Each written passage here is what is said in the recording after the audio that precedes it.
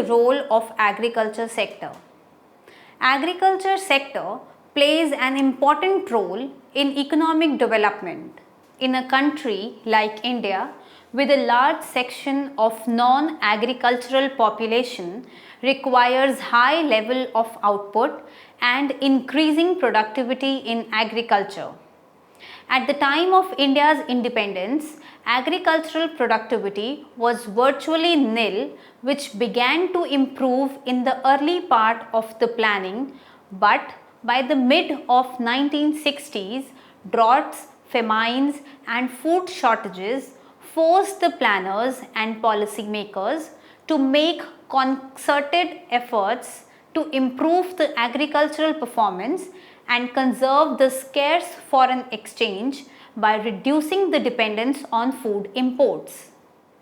Adoption of modern technology in agriculture since the mid-1960s has had mixed results, with a rise in the initial years followed by a deceleration. The introduction of new technology in agriculture initially was limited to a few crops and regions and was neutral to scale. However, even after more than 65 years of independence, the Indian farmer is still poor, land quality is still low, and agriculture continues to depend to a large extent on rains and other natural factors. A large majority of holdings are less than 2 hectares, with the small and marginal farmers are always cash constrained. All this has direct implication for agricultural performance. It also requires public investment in agriculture. Transition from traditional to the modern technology has implication for input demand and utilization. Hence, part of policy must focus on the availability of appropriate inputs. After studying this module, you shall be able to know the importance of agricultural sector in an economy, learn the different kinds of agricultural inputs, identify the policy action for improvement in the agricultural sector. The different kinds of agricultural inputs. Agricultural inputs comprise of consumable and capital inputs: seeds, fertilizers, irrigation, pesticides, tractors and other agricultural equipment and tools. Credit and infrastructure, marketing and storage, agricultural labor and crop insurance. Inputs in traditional and modern agriculture. Traditionally, agricultural production was for subsistence or for barter, but with the rise in non-agricultural population, need to increase farm output and make it available in the market became imperative. Need to improve production and productivity implies movement away from the tradition to the modern technology. The main characteristic of the modern technology is the use of divisible inputs purchased from the market. This raises the demand for cash. Use of divisible, marketed and modern inputs has slowly evolved to include the use of machines. However, the latter are not scale neutral and require a particular threshold of farm size. First is seeds. Adoption of modern technology in agriculture comprised the use of high yield variety of seeds, assured water supply and the fertilizer to improve the land productivity. Seeds account for 20 to 25% of productivity. The seed industry in India is worth rupees 9,000 crores compared to rupees 2,20,000 crores of the world market, with the private sector providing 70% of the seeds. The private sector spends 10 to 12% of their turnover on research and development and have a technological financial partner. More than 500 companies exist in seed production and trade. Some of the well-known names are Monsanto and Unilever. Indian seed exports comprise 1% of the global market. Production of foundation and breeder seeds in India has increased from 38.65 thousand quintals to 136.73 thousand quintals. The distribution of seeds increased from 57.5 to 277.3 thousand quintals. There has been a rise in the surplus of seeds available over the amount required between 2006 to 2011. In 1988, policy on seed development to increase the production and productivity was adopted. Import of seeds was to be followed by testing and indigenous development. In 2001, Act to protect plant varieties and farmers' right to develop new varieties and promote investment. India participated in OECD seed scheme for 5 seeds: grasses and legumes, cereals, crucifers and oil and fiber seeds, maize and sorghum and vegetables. National Seeds Policy of 2002 aims at increasing the production and seed replacement rate. Seed replacement rate is the percentage of area sown out of the total area of crop planted in the season by using certified or quality seeds other than the farm saved seed. Areas for further development include the protection of different varieties of plants and seeds and seed development. Seed Bill of 2004 has been designed to curb the use of bad seeds and promote seed testing.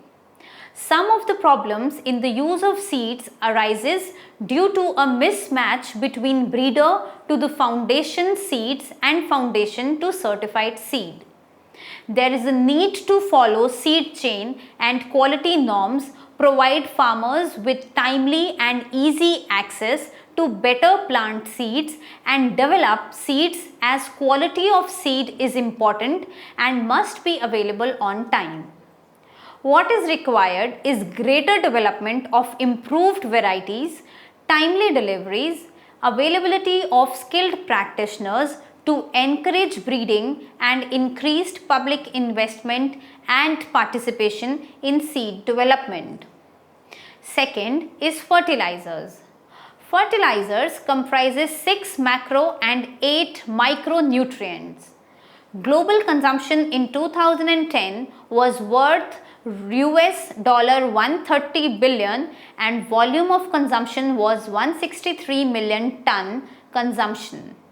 In India, in 2010, 24 US $billion in value and 28 million ton in volume of fertilizers were consumed.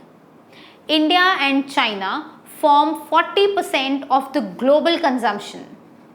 The world market for NPK has a combined share of 170 million tons. There is a global excess supply. Total production of NPK in India increased from 127 to 288 million tons between 1991 and 2010. India is the second largest producer of nitrogen and third largest of phosphate fertilizers. Potash is fully imported. Consumption increased from 77 to 144 kilo per hectare. However, efficiency in the use of nitrogen has declined in India at the rate of 1.7% per annum between 1970 to 2004. Fertilizer Control Order adopted in 1985 includes customized, fortified, bio and organic fertilizers. It also covers the fixation of MRP of fertilizer for fair price and easy access to farmers. It is especially important for urea. However, due to excessive subsidy, there has been imbalanced use of fertilizers. farmers lack the knowledge to ensure balanced use and plant nutrition, which leads to poor crop management and fall in yields. Low farm gate prices encourage the overuse, which is counterproductive as it leads to lower productivity, distorts cropping pattern, leads to wastage of fertilizers, and contaminates and pollutes the soil. The fertilizer industry is not innovative and there is no government policy to encourage research and development. There is greater emphasis on subsidy than efficiency. In April 2010, a nutrient-based subsidy known as NBS was announced, which allows industry to obtain subsidy on the basis of nutrient content of fertilizers than on the product, but it is not applicable on urea. The selling price of fertilizer except urea is to be determined by the import or manufacturer. Import of all fertilizer is under OGL except urea. NBS allows the companies to compete on the basis of cost, brand, distribution network, etc. What is required is research and development incentive to develop new products, reduce the subsidy and working capital and timely availability of micronutrient. NBS promotes competition on the basis of nutrients. Third is agrochemicals. These comprise insecticides, herbicides, fungicides, veterinary medicines and pesticides. With a rise in demand for food and a decline in the average yield, there is a pressure to protect the meager crop. In India, per hectare consumption of chemical is 381 gram compared with the world average of 500 grams. There are 9 major companies producing pesticides with a combined market share of 80%. Increased use of GM seeds, especially the Monsanto seeds, the use of crop protection by using pesticides is also effective if the Monsanto pest control chemicals are used. Expensive seeds which have to be purchased than used from the previous year's output induces the farmers to depend heavily on pesticides as they cannot afford a crop failure because it means no income to pay off loans and buy next year's seed and fulfill other consumption needs. Overuse of pesticides also has negative externalities in contamination of groundwater, genetic disorders and health hazards. The largest share in pest control is that of insecticides, followed by herbicides and fungicides. In 2009, the largest consumption of pesticides was for paddy 28%, followed by cotton 20% and then vegetables 14%. Some states have introduced intensive pest surveillance mechanism to control the pests. National Institute for Plant Health Management came up in 2008 for human resource development in biosecurity. Plant quarantine services are available for exporters to obtain their phytosanitary certificates. The 5 major plant quarantine centers at Amritsar, Kolkata, Mumbai, Delhi and Chennai with the ISO 9000 certification. Fourth is machines, fuels and lubricants. Mechanization of farm activities involving the use of tractors, threshers, harvesters and irrigation pumps along with the simple mechanical tools has increased. Although not part of the neutral to scale modern technology used in agriculture, mechanization has increased especially on large farms owned by big farmers. One of the reasons is the rise in the cost of labor. For land development, the traditional practice of using the plow and blade for tilling and preparing the seed beds here has been replaced by the use of tractors, mold board plows and power tillers. Seed drills and seed cum fertilizer drill are used for sowing and planting, the power weeder for weeding, blower for the plant protection, and harvesters and threshers for harvesting and threshing. The advantages of mechanization of agriculture include a rise in the productivity, crop intensity, no shortage of labor, shifting of land from fodder to grain production, increased employment and farmers' income. It also leads to a conservation in the use of seeds and fertilizers. However, increased mechanization poses some challenges and issues which also need to be addressed. The most important is the specificity of equipment to farm size and soil type. Use of machines renders cattle redundant, and safe use of equipment requires imparting training and knowledge. High cost of equipment and scattered and small farms do not deter small farmers from using this equipment, as they can hire these machines. Of all the equipment used, small tractors are the fastest growing segment component to the overall growth of 4 to 5% for all tractors. India is the largest producer of tractors in the world. Other machines used include electrical and mechanical power operated tool, pump sets, sprayers, plows, drills, threshers and the combines. The government's report on agricultural implements and machinery notes that mechanization leads to a rise in productivity, saving of seeds and fertilizers, and an increase in the cropping intensity, resulting in the farmers' incomes. Fifth is water. Another important input is water. Traditional agriculture depends on rain, but due to uncertainty of monsoons, it is important for the farmers to have access to some form of irrigation facilities. Total irrigation potential in India is 140 million hectares, of which 58.4 million hectares comprises of major or medium irrigation works, and the rest are minor works, with 70% of irrigation dependent on groundwater sources.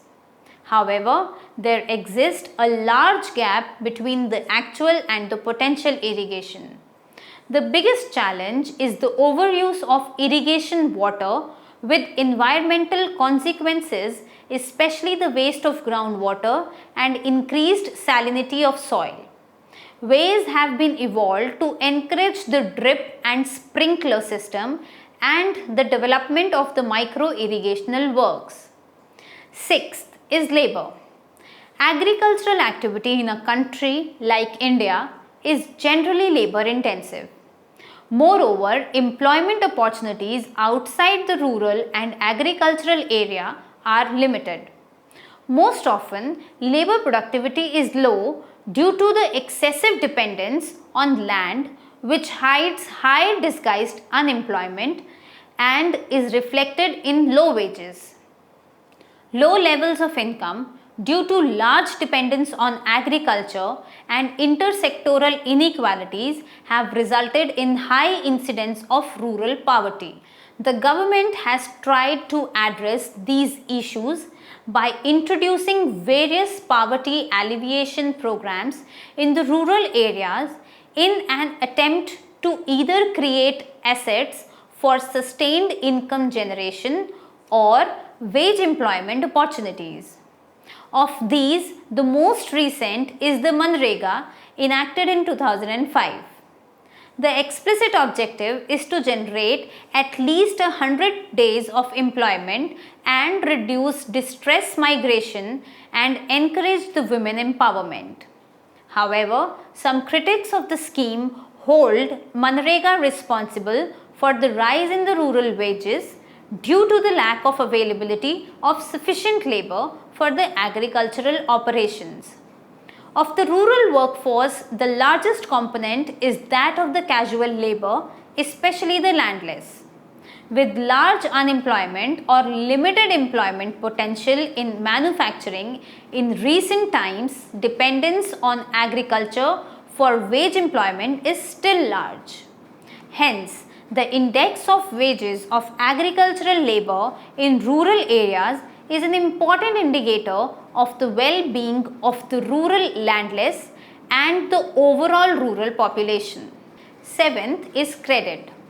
Lack of institutional credit is one of the most significant binding constraint on Indian agriculture, notwithstanding the priority given to the agricultural credit in government policy. Alternatively, peasants and small and marginal farmers resort to private loans at usurious rates of interest from the local landlords and the money lenders. The reason for the lack of willingness on part of formal banking sector to provide loans is the low income of the farmers, inability to furnish collateral, small farm size and the associated uncertain output and income and administrative delays. The role of cooperatives in providing bank loans has been limited because a substantial proportion of the loans disbursed are appropriated by large farmers who have a high rate of default. The share of commercial banks has increased over the period between 2000 and 2010 to almost 74%, while the share of regional rural banks has remained almost the same at around 10%, with the share of cooperative banks declining to 16% from 39%. The apex bank dealing with the agricultural credit and development is the NABARD, which provides refinance facility to the RRBs and the cooperative banks and facilitates the implementation of the self-help ground bank linkage programs. The loan waivers which are provided by the government in the event of a default are misdirected as they benefit the large farmer who initially had access to institutional credit. Schemes like the Kisan Credit Card 1991 are attempt to provide short-term loans to the farmers for crops.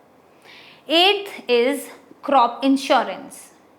This involves providing insurance or protection to the farmers in the event of a natural disaster or destruction of crops due to pest or disease, which either prevents the sowing or else destroys the crop standing in the field.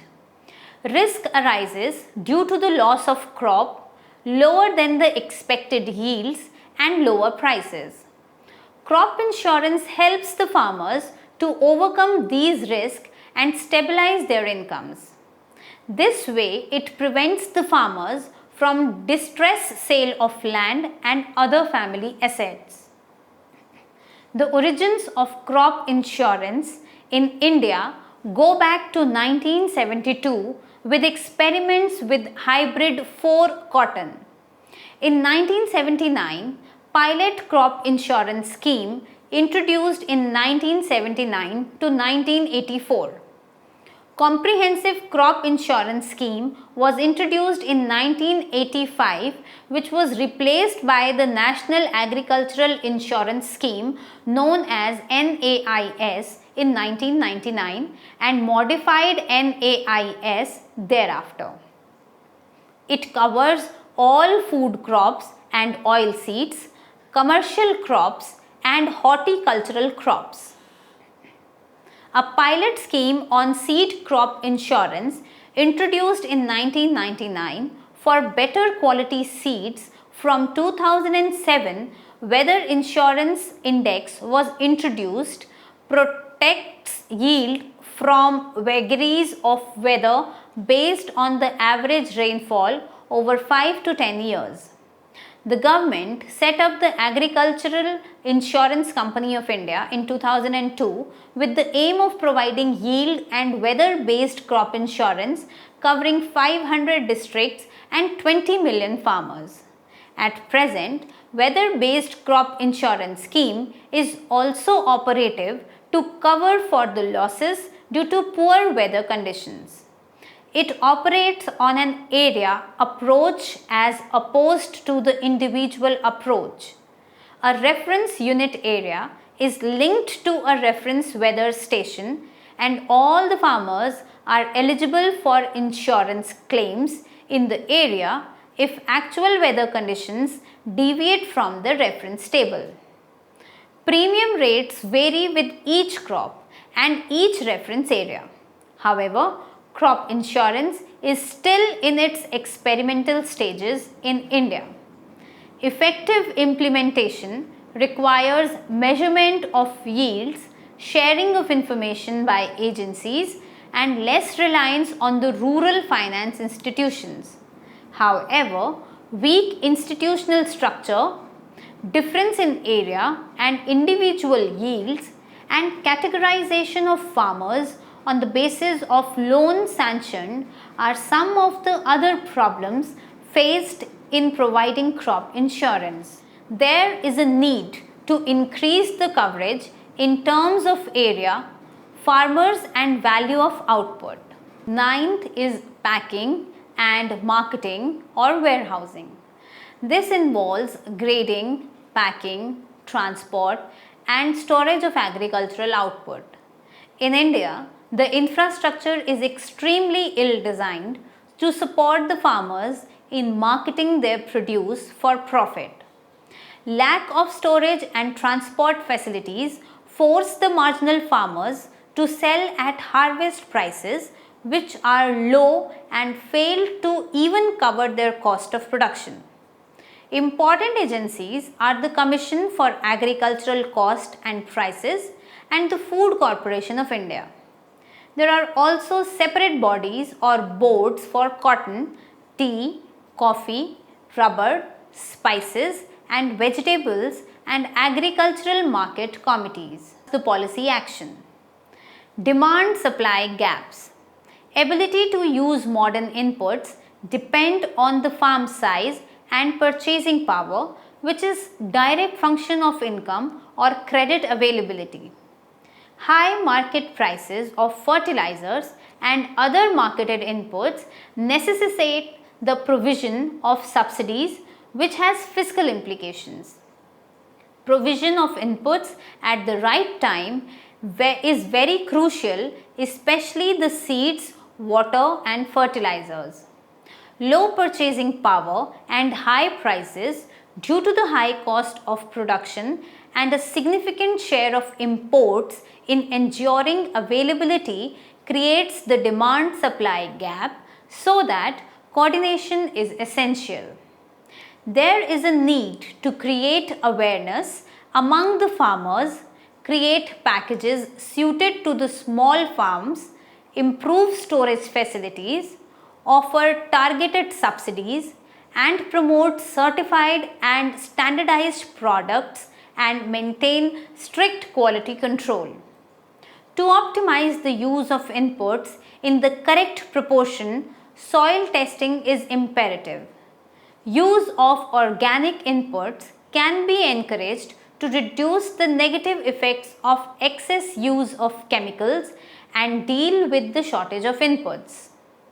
Use of fertilizer is low because it is an expensive input and a large majority of farmers have low purchasing power. This is so because of the forced sale of crops at the time of harvest, whereby farmers have limited resources to be able to afford expensive inputs. Moreover, the fate of the crop is uncertain. Due to the lack of insurance, there is no guarantee that even the production cost may not be recovered. Government subsidy is appropriated largely by the rich farmers, which needs to be checked. It is crucial to rationalize the use of fertilizers by promoting the balanced and efficient use of fertilizers. There is a need to provide demonstrations and training programs. We must recognize that the use of all inputs is complementary to each other. For example, if irrigation facilities not available, then the use of other inputs like fertilizer is also reduced. Government must provide support services and inputs through appropriate institutions and organizations. If the latter exist, they are not effective due to the inadequate staff, insufficient funds, lack of motivation and appropriation of most benefits by large farmers, excluding the small and marginal farmers from this process. The deficiencies in the public delivery system have direct implications for agricultural output. Other areas which need urgent attention are the provision of credit, infrastructure including electricity, availability of inputs like fertilizers and seeds, and assistance in marketing, transportation and storage. It is also suggested by some to include the private sector in partnership with the public sector to provide the inputs and assist the farmers in marketing.